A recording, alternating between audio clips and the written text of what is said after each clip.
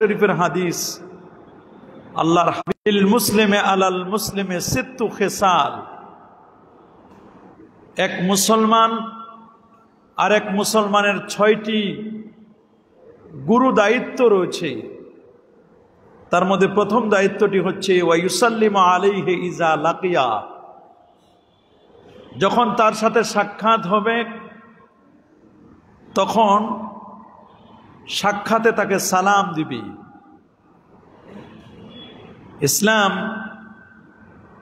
ইসলামের যে মেসেজ, এটি হচ্ছে শান্তির মেসেজ। অন্য ধর্মে কিন্তু এই শান্তির কথা বা এই দোয়াটি নেই। ওর একজন আরেকজনের সাথে যখন দেখা হয় তখন তারা বলে good morning, good afternoon, good night, এভাবে করে তাদেরকে বিদায় করে দেয়। কিন্তু ইসলাম এত ফ্লেক্সিবল এবং ইসলাম এত সুন্দর, এত শান্তির ধর্ম যে ইসলামেই কেবল একটা মানুষের কল্যাণের জন্য দোয়ার কথা শিক্ষা দিয়েছেন। এক মুসলমান আর এক মুসলমানের সাথে দেখা হলে পড়ি তাকে বলে দিবে আসসালামু আলাইকুম ওয়া রাহমাতুল্লাহি ওয়া বারাকাতুহু, যে তোমার প্রতি শান্তি, রহমত এবং বরকত বর্ষিত হোক। সুবহানাল্লাহ। বিনা পয়সায় এই দোয়াটা কিন্তু আমরা পেয়ে যাই। বিনা পয়সায় দোয়া। ইদানিং সালাম নিয়ে অনেকে অনেক কথা বলেন। আল্লাহ হচ্ছেন শান্তির আধার, আল্লাহ হচ্ছেন সালাম। আল্লাহুম্মা আনতাস সালাম ওয়া মিনকাস সালাম ওয়া ইলাইকা ইয়ারজিউস সালাম। তামামু তাহিয়াতিকুম বিল মুসাফা। সালামটা পরিপূর্ণ হয় মুসাফার মাধ্যমে। সুবহানাল্লাহ বলেন। আমরা অনেকেই মুসাফা করতে চাই না, অথচ হাদিসের মধ্যে আসছে মা মিন মুসলিমিন ইয়াতাসাফাহান, যখন দুইজন মুসলমান এক মুসলমানের সাথে মুসাফা করে, তারা দুইজনের হাতটা সরানোর আগে আল্লাহ তাদের জীবনের গুনাহ আল্লাহ মাফ করে দেন।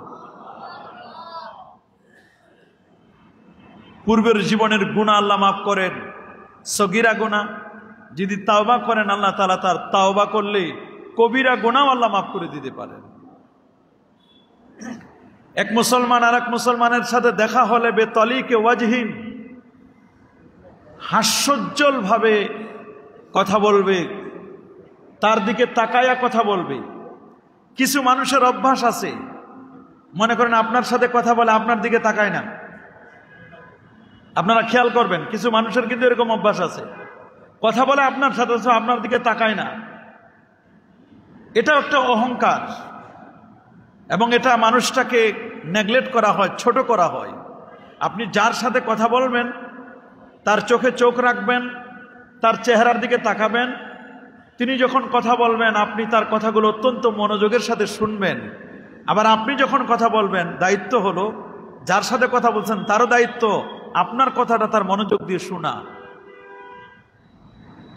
আবার আমাদের সমাজের মধ্যে কিছু মানুষ আছে, দুইজন মানুষ বা 4-5 জন মানুষ একসাথে বসেছি, আমরা দুজনে একটা কথা শেয়ার করতেছে, বলতেছে, তৃতীয় আরেকজন এসে উনি ওই দুই কথার মধ্যে আবার আরেকটা কথা ঢুকাই দেয়। ওনাদের কথাটা শেষ হোক, তারপর আপনি ইন্টারফেয়ার করেন বা আপনি আপনার কথাটা বলুন। এগুলো সামাজিক কতগুলো বিষয় আছে, এগুলো আমরা অনেক সময় জানি না, অনেক সময় বুঝি না। আল্লাহর নবী অমুসলিমদের কাছে যখন চিঠি পাঠিয়েছিলেন, প্রত্যেকটা চিঠিতে নবী লিখতেন আসসালামু আলা মানিত্তাবাল হুদা। কোন অমুসলিমদের কাছে চিঠি পাঠালে নিয়ম হলো আসসালামু আলা মানিত্তাবাল হুদা, তার প্রতি শান্তি বর্ষিত হোক। যারা ইত্তেবা আল হুদা, হুদা মানে ইসলাম, যারা হেদায়েত লাভ করছে, হেদায়েতের অনুসরণ করবে, আল্লাহ তুমি তাদের প্রতি শান্তি বর্ষণ করো। কারণ অমুসলিমদের জন্য দোয়া করা জায়েজ নাই। বলেন, অমুসলিমের জন্য দোয়া করা জায়েজ আছে? না, অমুসলিমের জন্য ইসলাম দোয়া করতে নিষেধ করে দিয়েছেন। কোন অমুসলিমের জন্য দোয়া করা যাবে না। এক মুসলমান আর এক মুসলমানের সাথে দেখা হলে আমরা কি বলবো? সালাম। কি বলবো? বারবার দেখা হয় যদি বারবার সালাম দিব, কোনো সমস্যা নাই। সালাম দেওয়ার পরে মুসাফা হবে। যদি অনেক দিন পর দেখা হয় তাহলে মুআনাকা হবে, ঘাড়ে ঘাড়ে মিল হবে। মুআনাকা, আল্লাহ নবী মুআনাকাও করেছেন। ইসলামের সালাম, মুসাফা, মুআনাকা। আরেকটা বিষয় রয়েছে, সেটা হচ্ছে কদম বুচি। সুবহানাল্লাহ বলেন। কদম মানে হচ্ছে পা। বলেন, কদম মানে কি? কদম মানে পা। যে ওনার কদমে কদমে চলবা, পায়ে পা রেখে চলবা, পায়দার পায়দার চল না। কদম, কদম মানে হচ্ছে পা।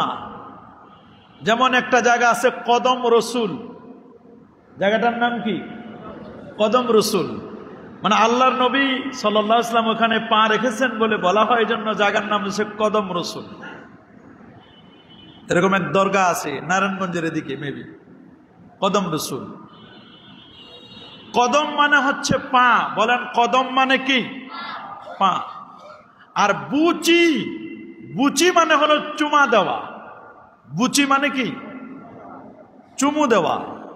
কদম বুচি মানে পা ছুঁয়ে সালাম করা বা ঠোঁটে লাগানো চুমু দেওয়া।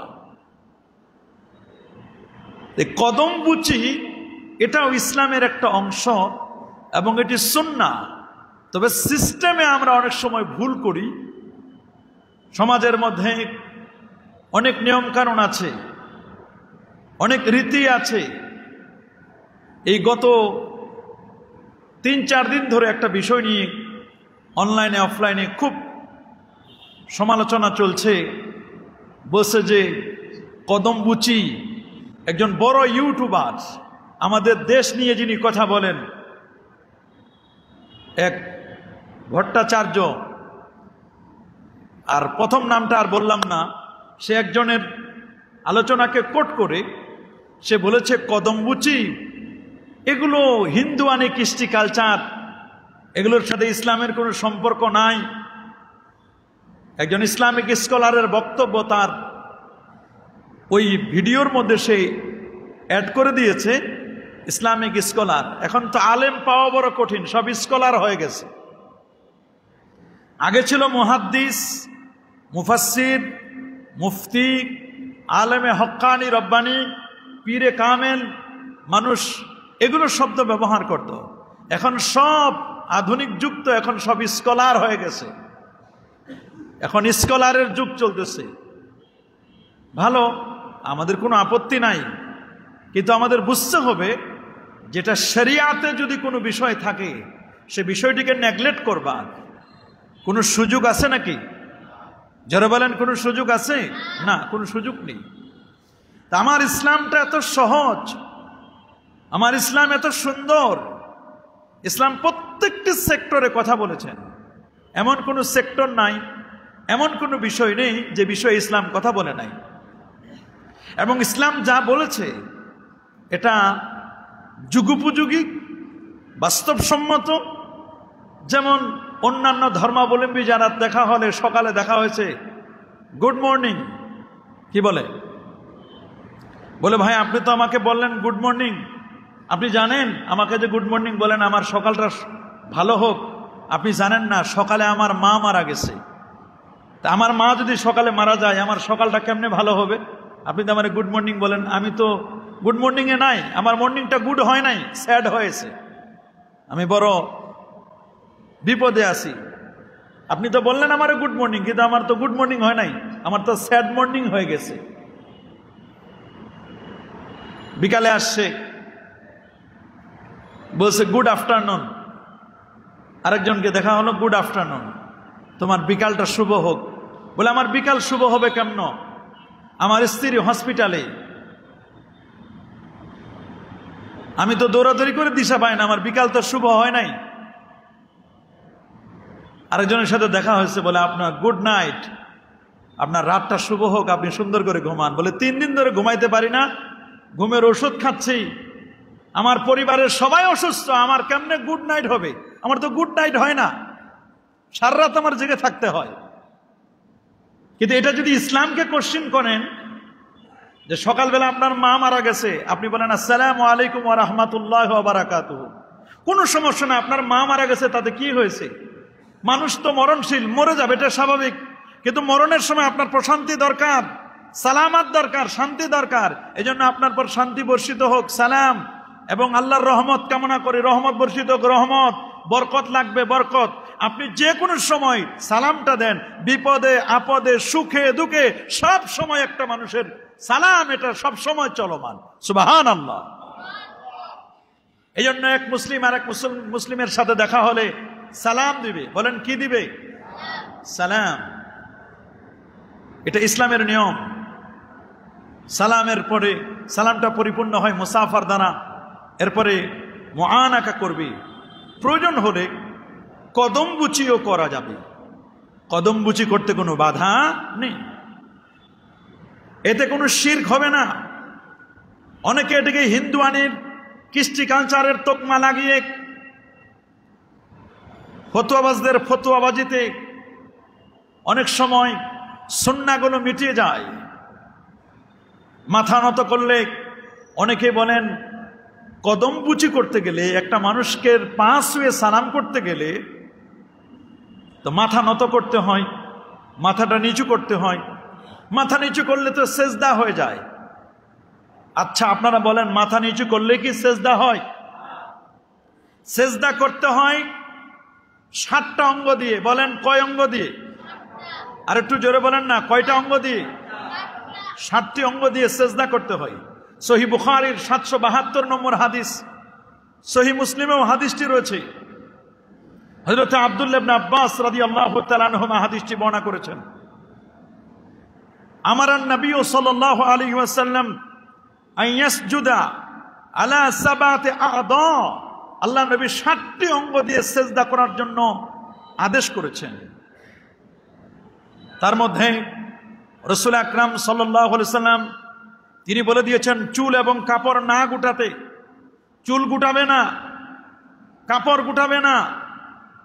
অনেকে কি করেন, অনেকে নামাজ পড়েন, একবার জামা দেখেন, একবার এই দেখেন, নামাজের মধ্যে কত স্টাইল করেন।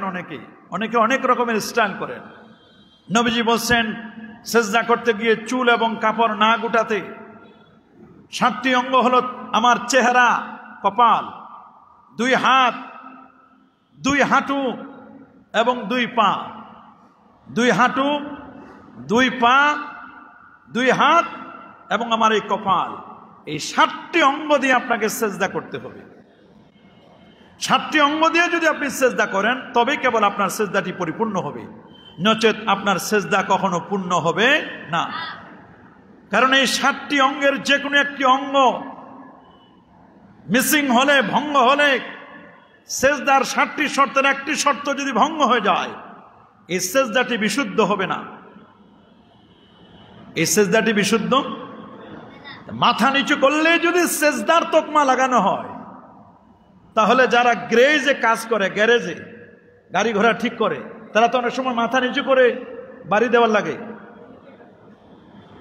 যারা কিষান গ্রামে বর্ষাকালে জমিনে চারা গাছ লাগায়, ধানের চারা লাগায়, মাথা নিচু করে চারা গাছ লাগাতে হয়, তাহলে তারাও তো শিরক করতেছে। গ্যারেজে যারা কাজ করে তারাও তো শিরক করতেছে। এইরকম এক মৌলবী ফতোয়া দিচ্ছিল, আমি তার সামনে তার মোবাইলটা ফেলে দিলাম, আর আশপাশে যারা ছিল তাদেরকে বলছি কেউ উঠাবেন না।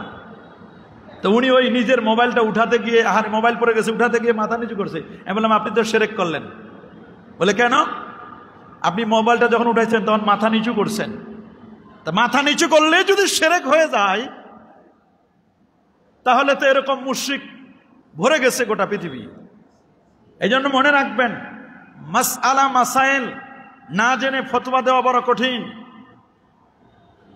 আমরা দেখব এই কদম বুচি পাঁচ ওয়ে সালাম করা এটা হাদিসে আছে কিনা? জামে তিরমিজির আলাদা বাব আছে, অনুচ্ছেদ কায়েম করেছেন ইমাম আবু দাউদ সিজিস্তানি রহমতুল্লাহ আলাই, সুনান ও আবি দাউদের 709 পৃষ্ঠা, বাবু কুবলাতির রিজিল ওয়াল ইয়াদ, হাত এবং পায়ে চুমু দেওয়া।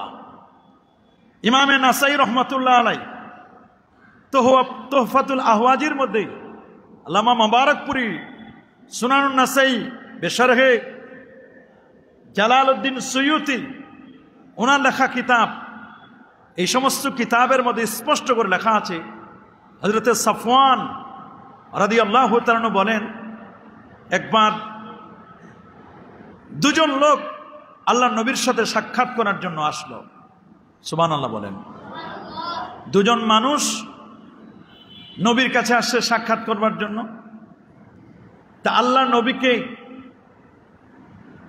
কিছু বিষয় জিজ্ঞেস করলেন মুসা নবীর নিদর্শনাবলী সম্পর্কে, আয়াতে বাইয়িনা সম্পর্কে।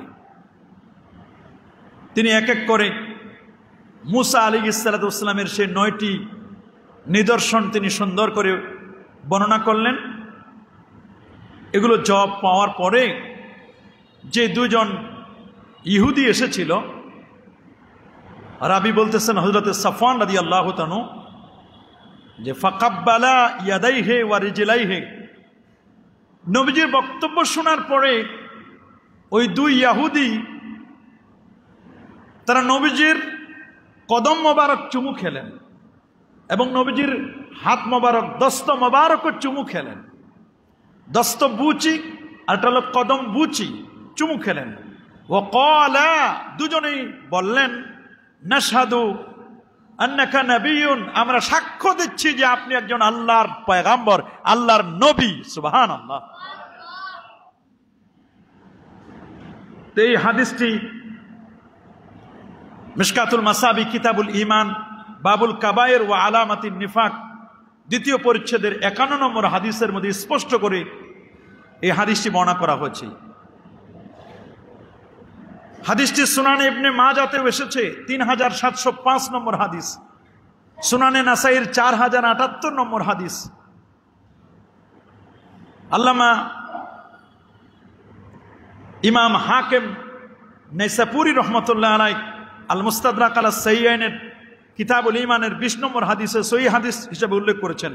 ইমাম আহমদ বিন হাম্বল, ইমাম আবু বকর ইবনে আবি শাইবা, ইমাম তিরমিজি রহমতুল্লাহ আলাইহি, ইমাম ইবনে হাজার আসকালানি, ইমাম জাইলাই সহ অসংখ্য মুহাদ্দিসিনে কেরাম তারা এই হাদিসটির ব্যাপারে বলছেন হাদিসটি সহিহ। আল্লাহু আকবার বলেন। তাহলে আমাদের সমাজে যারা বলেন কারো পাঁচ ছুঁয়ে সালাম করলে, হাতে চুমু দিলে, কপালে চুমু দিলে, এগুলোকে তারা হিন্দুয়ানি কৃষ্টি কালচার বলে। আল্লাহ নবীর সামনে দুজন ব্যক্তি এসে প্রশ্ন করার পরে উত্তর পেয়ে নবীর কদম চুমু করলেন, পা হাত রেখে চুমু দিলেন, নবীজির হাতে চুমু দিলেন। যদি এগুলো অন্যদের কৃষ্টি কালচার হতো, অফকোর্স নবীজি তাদেরকে বারণ করতেন, আল্লাহ নবী অবশ্যই তাদেরকে নিষেধ করতেন। নবী যেহেতু নিষেধ করেন নাই, তাহলে এটা হাদিস দ্বারা প্রমাণিত কিনা? অবশ্যই এটা প্রথম দলিল আমাদের। দ্বিতীয় আরেকটি দলিল হযরত ওয়াইস ইবনে জারে রাদিয়াল্লাহু তাআলা আনহু, তিনি তার দাদা থেকে হাদিসটি বর্ণনা করেছেন। তিনি ছিলেন আব্দুল কায়েস গোত্রের একজন প্রতিনিধি দলের সদস্য। তিনি বলছেন, আমরা যখন মদিনা শরীফে আসতাম, কুন্না নাতাবাদারু মির রাওয়াহিনা, আমরা আমাদের সোয়ারি হতে তাড়াতাড়ি করে অবতরণ করতাম। নবীজিকে অনেকদিন পর্যন্ত দেখি নাই, নবীকে দেখার বাসনা ছিল তাদের অনেক বেশি। হযরত জারে রাদিয়াল্লাহু তাআলা বলেন, নবীকে না দেখার কারণে আমরা যখন ঘোড়ার উপরে সোয়ারির হিসেবে থাকতাম, উটের উপরে থাকতাম, নবীকে দেখার পরে আমরা আর দেরি করতাম না, লেট করতাম না, আমরা দ্রুত ঘোড়া থেকে নেমে যেতাম। নেমে আমরা তখন নুকাব্বিলু ইয়াদা রাসূলিল্লাহ সাল্লাল্লাহু আলাইহি ওয়াসাল্লাম ওয়া রিজলাইহি, আল্লাহ নবীর হাত এবং পা কদম মোবারক আমরা চুমু খেতাম। আল্লাহু আকবার।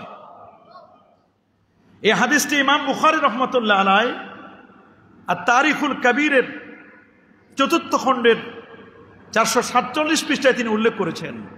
ইমাম বুখারী শিরক খুঁজে পেলেন না। শেখ নাসিরউদ্দিন আলবানী সহিহ আবু দাউদে হাদিসটিকে তিনি হাসান বা বিশুদ্ধ বলেছেন। শেখ আলবানী এটিকে তিনি খুঁজে পেলেন না যে এটি হিন্দুয়ানি কৃষ্টি কালচার, এটি হাদিসের খেলাফ। ইমাম ইবনু আবি শাইবা পেলেন না। ইমামে তবরানি ২৬০ হিজরির আলেম, ইমামে বাইহাকি সুনানুল কুবরার মধ্যে হাদিসটিকে সহিহ বলেছেন, দালাইলুন নবুয়াতে সহিহ বলেছেন। ইমাম শাইবানি তিনি হাদিসটিকে সহিহ বলেছেন। ইমাম ইবনু হাজার আসকালানি যিনি ফতুহুল বারি আলা শারহে সহিহুল বুখারী লিখেছেন ৮৫২ হিজরির আলেম। এত বড় বড় পণ্ডিতরা তারা এখানে হিন্দুয়ানি কৃষ্টি কালচার খুঁজে পেলেন না। শেখ মুহাদ্দিস দেহলভী তিনি খুঁজে পেলেন না। মোল্লা আলী কারি তিনি খুঁজে পেলেন না। এত বড় বড় পণ্ডিতরা ইলাউস সুনানের মধ্যে হাদিসটি আনা হয়েছে, বজলুল মাজহুদের মধ্যে হাদিসটি আনা হয়েছে, তুহফাতুল আহওয়াজের ৭ম খণ্ডের ৫৬২ পৃষ্ঠার মধ্যে হাদিসটি এনে প্রমাণ করেছেন। ৫ সুয়ে সালাম করতে কোনো বাধা নেই, যদি সেজদা না করে, ইবাদতের নিয়ত না থাকে, তাহলে এটি কোনো বাধা নেই। আমরা দুটো হাদিস থেকে দলিল দিলাম। তৃতীয় আরেকটি হাদিস, এক সাহাবী অন্য সাহাবীর কদমবুচি করেছেন, সাহাবীর কদমবুচি করেছেন, ৫ সুয়ে সালাম করেছেন, এটা প্রমাণিত। আমি যে হাদিসগুলো বলছি এগুলো রেকর্ড হচ্ছে, আপনারাও রেকর্ড করে আল হাদিস অ্যাপস আছে, আপনারাও দেখতে পারেন, দেখে আপনি প্রুভ করতে পারেন যে খতিব সাহেব যা বলছেন এগুলো সঠিক কিনা। এখন ইসলামিক স্কলার এমন হয়ে গেছে, এখন তো ইউটিউব দেখে মানুষ ফতোয়া তালাশ করি। ইউটিউব যা বলবে তাই, অনলাইন যা বলবে তাই, যে কারণে আমরা আমাদের বক্তব্যগুলো অনলাইনে দেওয়ার চেষ্টা করি। আমাদের বক্তব্যগুলো এই জন্য আমরা লাইভ কাস্টিং করি যে তখন মানুষ অনলাইন জগৎ নিয়ে সারাক্ষণ পড়ে থাকে, বই পুস্তক পড়ার মানুষের সময় নাই। একদল এলিট পারসন যারা, তাদেরকে বিভ্রান্ত করছে এই ইউটিউবাররা, ফেসবুক ইউটিউব অনলাইনে বিভ্রান্ত করছে। ছেলের নাম রাখবে ইউটিউব দেখে রাখে, আগে তো হুজুরদের জিজ্ঞেস করতো। ইভেন তালাকের মাসআলা সেটাও তারা জানতেছে, এখন ইউটিউবকে প্রশ্ন করতেছে। ইউটিউবে তো কত রকমের কথা আছে, সেখানে তো স্বাধীনতা আছে।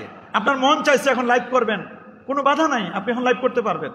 মন চাইছে বাসায় কি তরকারি দিয়ে খাবার খাচ্ছেন, মন চাইছে আপনি এটা বলতে পারবেন। স্বাধীনতা আপনাকে এত বেশি স্বাধীন করে দেওয়া হয়েছে। অনলাইন জগৎগুলো যার যা মন চায়, যে যেভাবে মন চায় সেটা পারবে। আমরাও ওই অনলাইন জগতে অনেক সময় লস করি। এই জন্য অনলাইন থেকে ফতোয়া নয়, ফতোয়া নিতে হবে যারা মুফতি তাদের কাছ থেকে। স্কলার ফতোয়া দিতে পারে না, মুফতি ফতোয়া দিবেন। আপনি যদি ইফতা না পড়েন তাহলে আপনার ফতোয়া দেওয়ার যোগ্যতা নাই, মুফতি ফতোয়া দিবে। আমি ফিকহ ডিপার্টমেন্টের ফতোয়া বিভাগের আমি প্রধান। আমাদের দারুন নাজাত সিদ্দিকিয়া কামিল মাদ্রাসা, যেখানে প্রায় 20,000-এর উপর ছাত্র আছে, আলহামদুলিল্লাহ বলেন। এবং এই বছরও আমাদের প্রায় 1053 জন ছাত্র পরীক্ষা দিয়ে 700 প্রায় 750 ছাত্র A+ পেয়েছে। 700-র উপরে ছাত্র A+ পেয়েছে। আমাদের ছাত্র ঢাকা ইউনিভার্সিটিতে প্রথম হয়, আলহামদুলিল্লাহ। তারপরও আমাদের কাছে যখন একটা ফতোয়া আসে, আমি ডিপার্টমেন্টের প্রধান হওয়া সত্ত্বেও ফতোয়াটা আবার আমরা 4-5 জন মিলে দেখে বুঝে রিসার্চ সেন্টারে এটা গবেষণা করে তারপর ফতোয়া লেখে তারপর সিগনেচার করা হয় কমপক্ষে 5 জনের। কারো ভুল হচ্ছে কিনা সবাইকে দেখানোর পরে তারপর ফতোয়াটা ঠিক আছে কিনা সবাই এটার সার্টিফাই করে তারপর ফতোয়া পাবলিশ করা হয়। কেউ ফতোয়া চাইলে, আমাকে একটা ফতোয়া চাইলেন আপনি, আমি সাথে সাথে দিয়ে দিব, এটা সিস্টেম নয়। ফতোয়া আপনাকে অ্যাপ্লিকেশন করতে হবে, ফতোয়া বোর্ডে যাবে, ফতোয়া বোর্ড থেকে আমাদের কাছে দিলে ফতোয়া লেখা হবে, ফতোয়া লেখার পরে 5 জন এটা দেখবে, দেখার পর তারপর আপনার হাতে ফতোয়া দেওয়া হবে। এত সোজা নয়। আর এখন অনলাইনে আপনি পেলেন, ইউটিউবে একটা ফতোয়া চাইলো আর আপনাকে দিয়ে দেওয়া হলো, না, এটা সিস্টেম নয়। ফতোয়া বড় কঠিন জিনিস। সাহাবী কদমবুচি করেছেন, তার প্রমাণ আছে। ফতহুল বারির 11তম খণ্ডের 57তম পৃষ্ঠার মধ্যে এবং ফিকহুস সুনান ওয়াল আসারের মধ্যে হাদিসটি উল্লেখ করা হয়েছে। হযরত যায়েদ ইবনে সাবিত রাদিয়াল্লাহু তাআলা আনহু আন্নাহু ক্বাব্বালা ইয়াদা আনাস রাদিয়াল্লাহু তাআলা। হযরত যায়েদ বিন সাবিত যে বিখ্যাত সাহাবী ছিলেন, তিনি আনাস বিন মালিক রাদিয়াল্লাহু তাআলার হাত মোবারক চুম্বন করেছিলেন। সুবহানাল্লাহ। আর হযরত আনাস ছিলেন 10 বছরের খাদেম আল্লাহ নবীর। কার?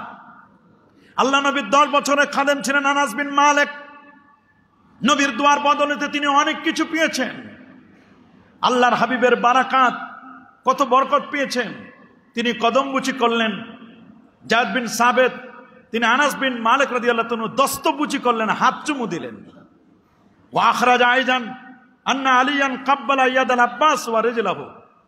এবং হযরতে আলী রাদিয়াল্লাহু তাআলা ক্বাব্বালা ইয়াদাল আব্বাস, আব্বাস রাদিয়াল্লাহু তাআলা হাতে চুমু খেলেন।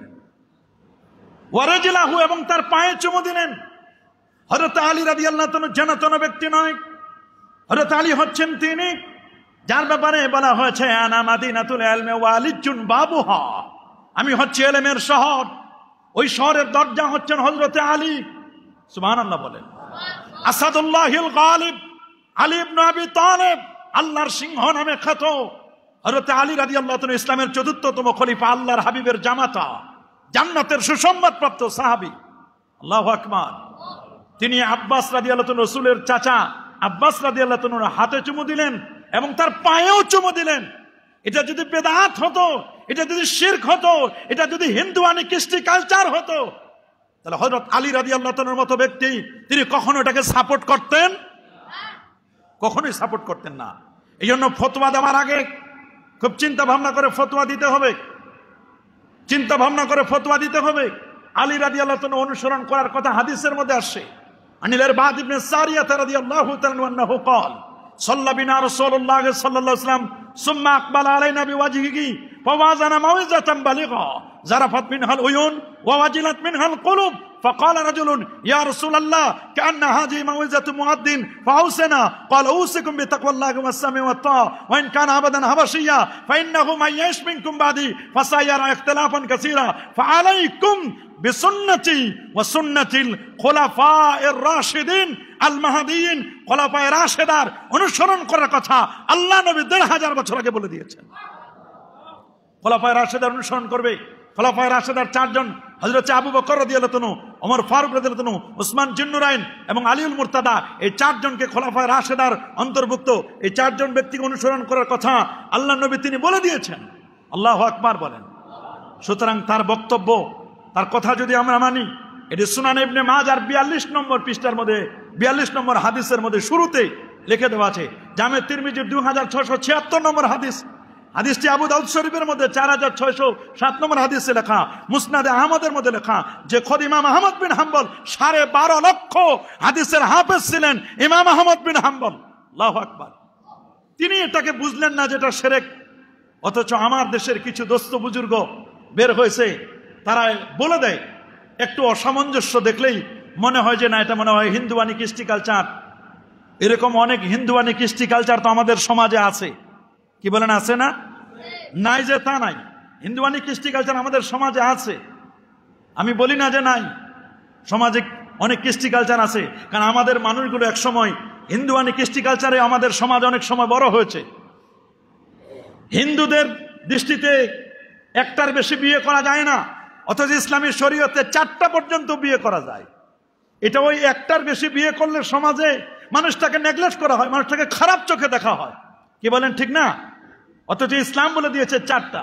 তা আমাদের এই পাক ভারত উপমহাদেশে এটা আছে, কিন্তু ইসলাম কিন্তু 4টা পর্যন্ত পারমিশন দিয়েছেন। তবে ইনসাফ কায়েম করতে হবে। বিয়ে শাদীতে অনেক হিন্দুয়ানি কৃষ্টি কালচার আছে আমাদের। আমরা হিন্দুয়ানি কৃষ্টি কালচারকে কখনো প্রমোট করব না। আমরা প্রমোট করব ইসলামিক কালচার, ইসলামিক তাহাজিব এবং তামাদ্দুন। এটাকে আমাদের প্রমোট করতে হবে। এত স্মার্ট হতে হতে হতে হতে এত আধুনিকতার ছোঁয়া আমাদের পেয়ে বসছে। আধুনিকতার ছোঁয়া আমাদেরকে এমন লেগেছে, এখন আর সালামও কেউ দিতে চায় না, সালাম দিতে চায় না। খালি হাত উঠাইলে দ্যাটস এনাফ, মনে করে এটা যথেষ্ট না। হাত উঠানো এটা আমাদের তরিকা নয়। তবে যদি কেউ বুঝতে না পারে যে তাকে সালাম দেওয়া হয়েছে, তবে কেবলমাত্র তাকে ইশারা দিয়ে জানাই দিতে হবে, সালাম দিতে হবে। সালাম তো এখন অনেক স্টাইল হয়ে গেছে, স্টাইলিস্ট সালাম, সালাম আলাইকুম। নো, এগুলো সালাম নয়। সালাম আলাইকুম কত রকমের সালাম। সালাম আলাইকুম রাজনৈতিক সালাম, ভোটের সালাম, কত ভোটের সালাম দেয়, রাজনৈতিক সালাম দেয়, রাজনৈতিক নামাজ, সব রাজনৈতিক এখন রাজনৈতিক সালাম হয়ে গেছে। সালামটাকে রাজনীতির সাথে মিলাবেন না। আসসালামু আলাইকুম, আপনার প্রতি শান্তি বর্ষিত হোক, এটাই নিয়ম। আপনি যখন বলেন আসসালামু আলাইকুম, তখন অর্থ হবে আপনার মৃত্যু হোক। নাউজুবিল্লাহ বলেন। ইহুদিরা এসে নবীজিকে বলতো আসসালামু আলাইকুম, মানে আপনি মরেন, আপনার মৃত্যু হোক। মা আয়েশা রাদিয়াল্লাহু তাআলা শোনার পরে খুব রেগে গেলেন। নবীজি বলেন, আয়েশা কেন রেগে যাচ্ছ? বলে, আপনার মৃত্যু কামনা করতেছে, আমি রাখবো না, আপনি মরলে আমি যাবো কোথায়? মা আয়েশা রাদিয়াল্লাহু তাআলা নবী এত মহব্বত করতেন, এত ভালোবাসতেন, আপনি আমার প্রাণের স্বামী, আপনি যদি চলে যান তা আমি যাবো কোথায়?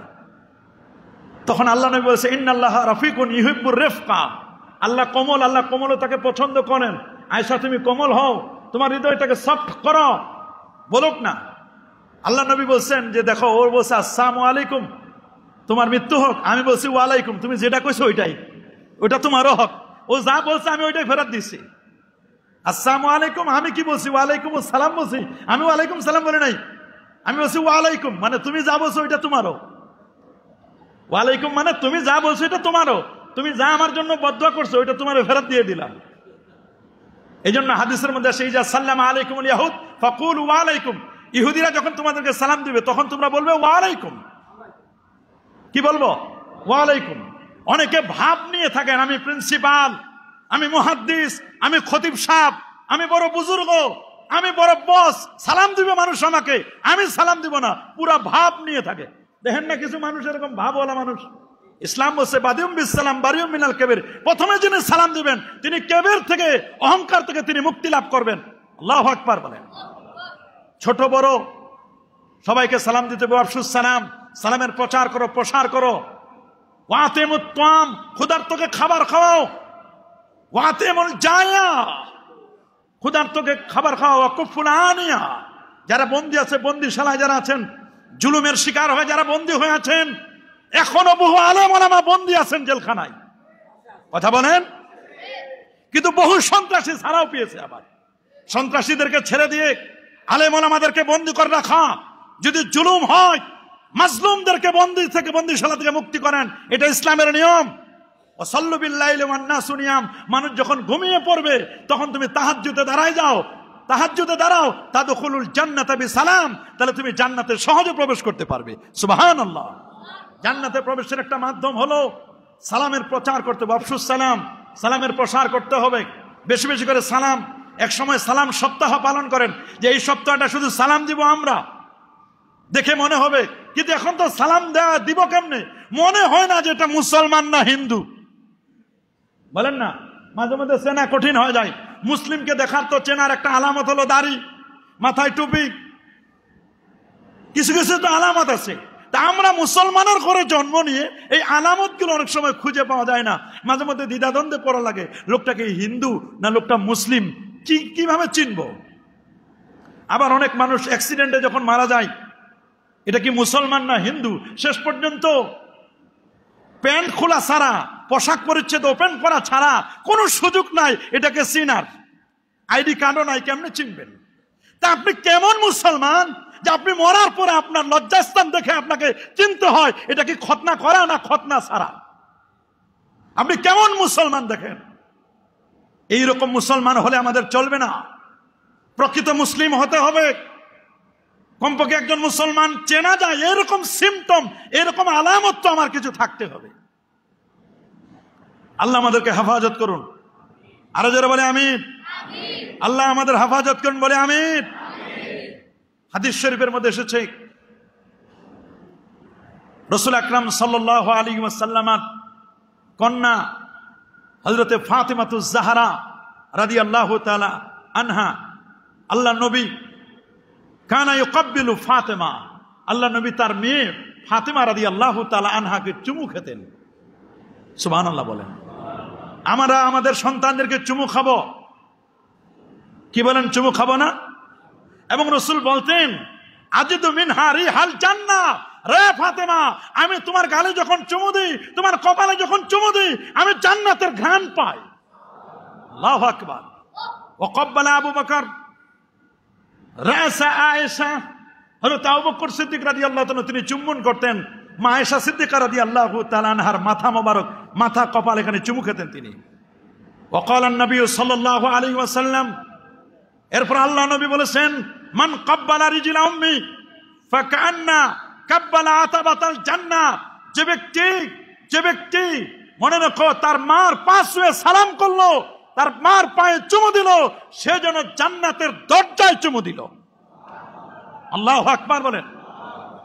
মান কাব্বালা রিজলা উম্মি, যে ব্যক্তি তার মার পায়ে চুমু দিল, মার পায়ে চুমু দেওয়াটাকে জান্নাতের কপাট, জান্নাতের দরজায় চুমু দেওয়ার কথা বলা হয়েছে। ইমাম সারাকসি রহমতুল্লাহ আলাইহি তার মাবসুদ কিতাবের 10ম খণ্ডের 149 পৃষ্ঠার মধ্যে এই বক্তব্যটি তিনি এনেছেন। সুবহানাল্লাহ, সুবহানাল্লাহ। শুধু তাই নয়, আপনি শুনলে অবাক হবেন, একজন বড় মাপের পণ্ডিত ছিলেন ইমাম বুখারী রহমতুল্লাহ আলাইহি। কি নাম বলেন? ইমাম বুখারী, যিনি 194 হিজরিতে জন্মগ্রহণ করেছেন, 256 হিজরিতে তার ইন্তেকাল। 6 লক্ষ হাদিস যিনি মুখস্থ করেছিলেন, 1 লাখ নয়, 2 লাখ নয়, 6 লাখ হাদিস থেকে তিনি সহিহ বুখারী শরীফ লিখেছেন। আসাহুল কুতুব বাদা কিতাবিল্লাহ তাহতাদি মিস সামা as-সহিহুল বুখারী, খোলা আসমানের নিচে জমিনের পরে আল্লাহর কোরআনের পরে যদি কোনো কিতাব থাকে, পুস্তক থাকে, সেই পুস্তকটির নাম হলো বুখারী শরীফ। কোরআন মাজিদ যেমন 30 পারা, বুখারী শরীফও তেমন 30 পারা। আল্লামা আবু যায়েদ মারওয়াজি বলেন কুনতু নাইমান বাইনাল মাকাম ওয়াল হিজর, তিনি বলছেন আমি মাকাম ইব্রাহিম এবং জমজম কূপ, ওটার মাঝখানে আমি শোয়া ছিলাম। আমার চোখের মধ্যে ঘুম চলে আসলো। ঘুমের মধ্যে আল্লাহ নবী আমাকে বললেন রে আবু যায়েদ মারওয়াজি, ইলা মাতা তাদরুসু কিতাব আশ-শাফি, তুমি কতদিন পর্যন্ত ইমাম শাফির কিতাবুল উলুম তুমি পড়বে? তুমি কি আমার কিতাবটা একটু পড়বে না? আবু যায়েদ মারওয়াজি বলেন ইয়া রাসূলুল্লাহ, আপনার কিতাব আবার কোনটা? ওমা কিতাবুকা ইয়া রাসূলুল্লাহ, হুজুর আপনার কিতাব কোনটা? আল্লাহ নবী স্বপ্নের মধ্যে বলে দিলেন আমার কিতাব হলো ইমাম বুখারীর লেখা কিতাব সহিহুল বুখারী। ইমাম বুখারীর লেখা কিতাব সহিহুল বুখারী। তিনি বলেছেন এই কিতাবটি লিখতে গিয়ে মা সান্নাতু হাদিসান ইল্লা তাসালতু, একটা হাদিস লেখার আগে আমি গোসল করেছি। এক একটা হাদিস আমি কিতাবের মধ্যে লিখবো, পুস্তকে লিখবো, হাদিসটি লিখবার আগে আমি গোসল করেছি। সুম্মা সাল্লাইতু রাকাতাইন, এরপর 2 রাকাত নামাজ পড়েছি। সুম্মা ইস্তিখারতু, এরপর আমি ইস্তিখারা করেছি। সুম্মা তায়াক্কানতু বিসিহহাতিহি, চক্ষু বন্ধ করে নবীর রওজা মুবারকে জিজ্ঞেস করে নবীজির রওজা মুবারকে জিজ্ঞেস করছি ইয়া রাসূলুল্লাহ, এই হাদিসটা আমি এই কিতাবে রাখতে চাই, হুজুর এটা কি আপনার? নবীজির থেকে ইশারা পেয়ে তারপর আমি লিখেছি, স্থান দিয়েছি। এইভাবে করে 1 নয় 2 নয় 16 বছরে আমি বুখারী শরীফটি লিখেছি। আল্লাহু আকবার। মক্কা শরীফ এবং মদিনা শরীফে 2 জায়গা মিলে 16 বছরে বুখারী শরীফ লিখেছেন। সেই ইমাম বুখারী রহমতুল্লাহ আলাইহি তিনি যখন নিশাপুরে গিয়েছিলেন, নিশাপুর হচ্ছে ইমাম মুসলিমের এলাকা। বলেন ইমাম মুসলিম ইবনুল হাজ্জাজ আল কুশাইরি, উনার এলাকা হলো নাইসাপুর বা নিশাপুর। ইমাম মুসলিম 204 হিজরিতে যার জন্ম, তার সাথে দেখা করার জন্য এসেছিলেন ইমাম মুসলিম। উনি যখন নিশাপুরে গেলেন ইমাম বুখারী, তখন ইমাম মুসলিমের দেশ নিশাপুরে। ইমাম মুসলিম তখন তার ওস্তাদ ছিলেন ইমাম বুখারী। ইমাম বুখারী ওস্তাদ আর ইমাম মুসলিম হলো ছাত্র। ওস্তাদ যখন তার এলাকায় গেছে, তখন ছাত্র ইমাম মুসলিম উনি দেখা করতে গেছেন তার ওস্তাদ ইমাম বুখারীর কাছে। আল্লাহু আকবার বলেন। ইমাম বুখারীর কাছে ইমাম মুসলিম ছাত্র, ইমাম বুখারী হচ্ছেন ওস্তাদ। ইমাম মুসলিম 5.5 লক্ষ হাদিসের হাফেজ ছিলেন। ইমামগণের প্রায় সমস্ত জীবনীর মধ্যে লেখা, প্রত্যেকটা বায়োগ্রাফি যারা লিখেছেন সিয়াসাত্তা, ইমাম বুখারী, ইমাম মুসলিম, ইমাম তিরমিজি, ইমাম আবু দাউদ, ইমাম নাসাই, ইমাম ইবনে মাজাহ আল কাজবিনী, প্রত্যেক ইমামের বায়োগ্রাফি লিখতে গিয়ে তারা এই ঘটনাটা এনেছেন। এবং এই ঘটনাটি সিয়ার আলামিন নুবালা কিতাবের 12 খণ্ডের 432 পৃষ্ঠা, ইমাম নববী তাহজিবুল আসমা ওয়াল লুগাতের 12 খণ্ডের 88 পৃষ্ঠায়, ইমাম ইবনে হাজার আসকালানী মুকাদ্দামাতু ফাতিহিল বারির 488 পৃষ্ঠার মধ্যে স্পষ্ট লিখে দিয়েছেন। অনেক ইমাম যাহাবীর লেখা সিয়ার আলামিন নুবালায় তিনি এটাকে এনেছেন, স্পষ্ট করে এই ঘটনাটি লিখেছেন যে ইমাম মুসলিম যখন ইমাম বুখারী তার উস্তাদের দেখা করতে গেলেন, তখন দেখা করার সাথে সাথে তিনি তার প্রথমে ইমাম মুসলিম ইমাম বুখারীর কপালে গিয়ে একটা চুমা দিলেন। আল্লাহু আকবার বলেন। কপালে গিয়ে চুমা দিলেন আর বললেন, ইয়া উস্তাজ আল উস্তাজিন, হে উস্তাজগণের উস্তাজ, হে শিক্ষকের শিক্ষক, ইয়া ইমাম আল মুহাদ্দিসিন, হে মুহাদ্দিসদের ইমাম, ইয়া রাস আল মুহাদ্দিসিন, হে মুহাদ্দিসগণের মূল আপনি। আপনি ইমাম বুখারী ইমামুদ দুনিয়া, গোটা দুনিয়ার মধ্যে 4 জন ব্যক্তি প্রধান ছিলেন হাদিস শাস্ত্রে, তার মধ্যে 1 নম্বর হচ্ছেন ইমামে বুখারী। সেই জায়গায় ইমাম বুখারী রহমতুল্লাহ আলাইহি বলেন, ইয়া তাবিব আল হাদিস, হে ওস্তাদের ওস্তাদ, হাদিসের পণ্ডিত, আপনি হাদিসের জনক, সহি হাদিসের ইয়া তাবিব আল মুহাদ্দিসিন, ইয়া তাবিব আল হাদিস, হে হাদিসের ডাক্তার। এই কথাগুলো বলে বলে তিনি বললেন, ইজানলি, আপনি আমাকে অনুমতি দিন, আপনি আমাকে অনুমতি দিন, উবসুদ রেজলাইক, আপনার 2টো পা আপনি বাড়ায় দেন, উকাব্বিলু রেজলাইক, আমি যাতে করে আপনার পায়ে চুমু দিতে পারি। আল্লাহু আকবার। আপনার পায়ে চুমু করার আমাকে অনুমতি দিন। ইয়া উস্তাজুল উস্তাজি, ইয়া উস্তাজ আল উস্তাজিন, ইয়া তাবিব আল হাদিস। এভাবে বলে বলে ইমাম মুসলিমের মতো ব্যক্তি ইমাম বুখারীর কাছে পা 2টো আগায় চেয়েছেন, কপালে চুমু দেওয়ার পরে বলেছেন, আপনার পায়ে আমি একটু চুমু দিব, আপনি একটু অনুমতি দিন। সুবহানাল্লাহ বলেন। ইমাম বুখারীর মতো ব্যক্তি যদি এটা শিরক হতো, এটা যদি বেদাত হতো, এটা যদি হারাম হতো, এটা যদি সেজদার সাথে তাসবিহ হতো, এটা যদি হিন্দুয়ানি কৃষ্টি কালচার হতো, ইমাম বুখারী কখনো এটা চাইতেন না, আর ইমাম মুসলিম ওটাকে সাপোর্ট করতেন না। এজন্য আমাদেরকে বুঝতে হবে, ফতোয়া দেওয়ার আগে খুব ভালো করে চিন্তা করতে হবে। আল কিরামাতু ওয়া তাকবিল লিশেখ आबिद सिंधी रहमतुल्लाह अलैह तमाम रवायत से साबित हुआ कि उलमा व मशाइख और दीनी शरफ रखने वाले हजरात की दस्त बूची बल्कि कदम बूची निस पीशानी व गैर पर बूसा देना सुन्नत और तामुल सहाबा व ताबीन से बिला किसी नकीर की साबित है। अल्लाहु अकबर। কোন ধরনের সমস্যা ছাড়াই এটি মুস্তাহাব, এটি উত্তম, এটি সাহাবা তাবিদের থেকে এটি প্রমাণিত আছে। সুতরাং এটা নিয়ে কেউ ফতোয়াবাজি করার কোনো সুযোগ নেই। দেওবন্দি ওলামাদের একজন হযরত রশিদ আহমদ গাঙ্গুহি সাহেব, রশিদ আহমদ গাঙ্গুহি, ওনার লেখা কিতাব ফতোয়া রশিদিয়া, ফতোয়া রশিদিয়ার মধ্যে প্রশ্ন করা হয়েছে, ফতোয়া রশিদিয়া কামেল 459 পৃষ্ঠার মধ্যে, তাজিমে দিনদার কো খাড়া হোনা, একজন বুজুর্গ ব্যক্তির সম্মানে, দিনদার আলেমের সম্মানে দাঁড়ানো, তিনি বলে দিয়েছেন দুরুস্ত হায়, একজন দিনদার ব্যক্তির সম্মানে দাঁড়ানো এটা জায়েজ। और पांव चुमाना उसी भी शख्स का भी दुरुस्त है, হাদিস से साबित है। তিনি বলে দিয়েছেন যে কোনো দিনদার ব্যক্তি, সম্মানিত ব্যক্তির পা ছুঁয়ে সালাম করা এটা নিঃসন্দেহে জায়েজ, এটা ভালো কাজ, এটা নাজায়েজ নয়। আল্লাহু আকবার।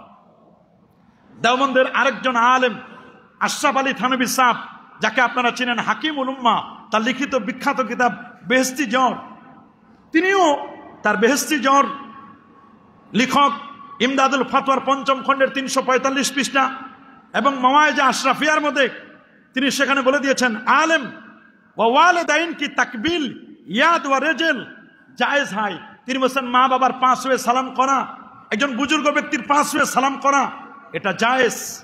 তিনি স্পষ্ট করে ইমদাদুল আহকাম 1ম খণ্ড 135 পৃষ্ঠার মধ্যে এই বক্তব্যটি তিনি দিয়েছেন। দেওবন্দের আরেকজন বড় মোপর আলেম মাহমুদুল হাসান দেওবন্দি রহমতুল্লাহ আলাইহি, তিনি বলছেন जो शख्स वाजिबुल इकराम हो, যাকে সম্মান করা ওয়াজিব আবশ্যক, যিনি সম্মানের অধিকারী, তার কদমবুচি করার ব্যাপারে কদম বুসি কি ইজাজত হয়, তার কদমবুচি করতে কোনো বাধা নেই। ফতোয়া মাহমুদিয়া 1ম খণ্ড 175 পৃষ্ঠা। দেওবন্দের আরেকজন মুফতি শফি সাহেব, যিনি মারিফুল কোরআন লিখেছেন, তিনিও তার লেখা আরেকটি বিখ্যাত কিতাব জাওয়াহিরুল ফিক প্রথম খণ্ডের 185 পৃষ্ঠার মধ্যে বলছেন, একজন হক্কানি আলেম দিনদার বুজুর্গ ব্যক্তির যদি 5 ওয়ে কেউ সালাম করে, এটা না জায়েজ হবে না, নিঃসন্দেহে এটি জায়েজ হবে।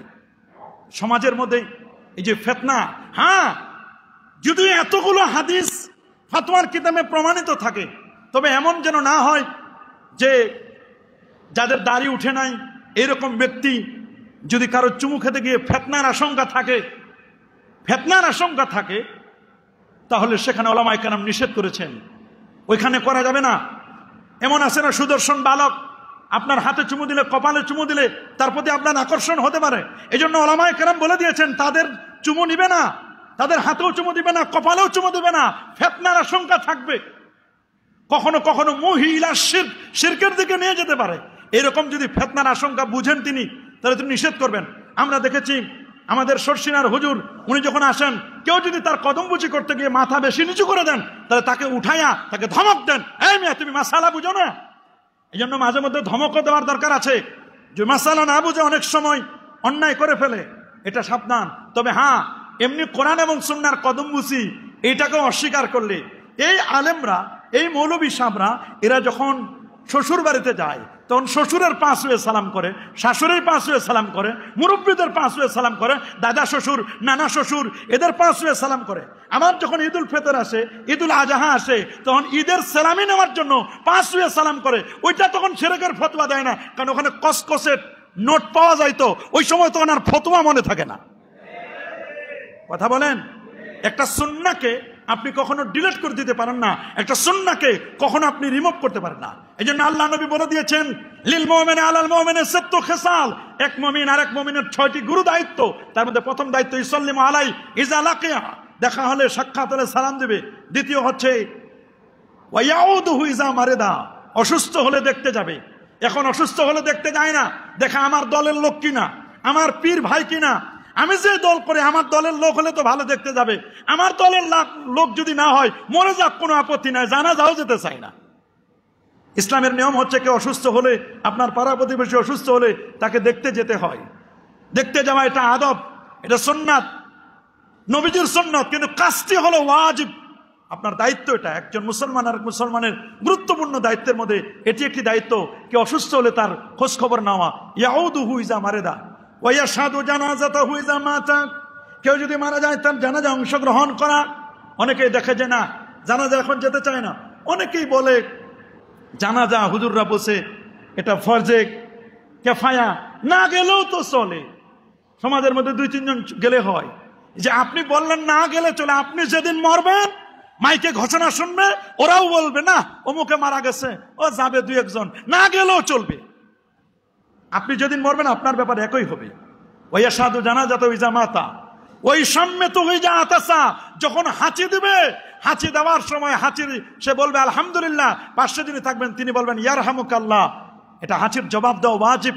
অনেকে হাঁচির জবাব দিতে চায় না, আবার অনেকে এমন হাঁচি দেয় পুরো মসজিদ কাঁপায় ফেলে। আছে না এরকম?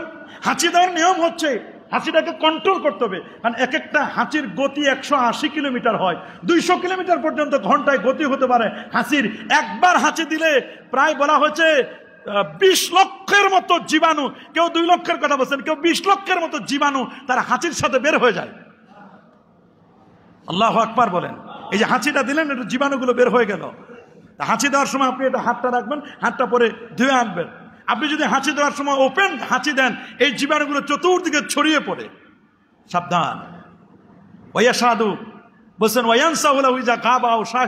উপস্থিত অনুপস্থিত তার জন্য কল্যাণ কামনা করবে। কিসের কল্যাণ কামনা করে? কেউ যদি অনুপস্থিত থাকে তার জন্য গীবত, শেকায়েত, বদনাম, যত অন্যায় আছে সামনাসামনি কিছু বলে না, উনি যখন অনুপস্থিত থাকে তখন তার জন্য কল্যাণ কামনা তো দূরের কথা, বড় বাঁশ নিয়ে রেডি হয়ে থাকে। কথা বলেন, বলেন না, কি নিয়ে রেডি হয়ে থাকে? এমনি সামনে হুজুর হুজুর করে, এমনি সামনে হ্যাঁ স্যার আপনার, কিন্তু স্যার যখন অফিস ছেড়ে চলে যায় তখন স্যারের যে কত বদনাম কোনো শেষ নাই। এটা গীবত। আল গীবাতু আশাদ্দু মিনাজ জিনা, গীবত জিনা ব্যভিচারের চেয়ে অপরাধী। এবং গীবতকারী জিনা করলে যে অপরাধ, গীবত তার চেয়ে বড় অপরাধ। যে গীবত করলো তার ভাইয়ের, মনে রাখবেন, ভাইয়ের গীবত করছেন, মরা ভাইয়ের গোশত আপনি খেয়েছেন, এই জন্য আল্লাহ তাআলা আমাদের সবসময় মুসলমানদের কল্যাণ কামনা করার আল্লাহ তৌফিক দান করুন। এই যে বিষয়গুলো আমি বললাম, সালাম, মুসাফা, কদমবুচি, মুআনাকা এবং 6টি গুরুত্বপূর্ণ দায়িত্ব, এটা সামাজিক রিলেটেড বিষয়। এই বিষয়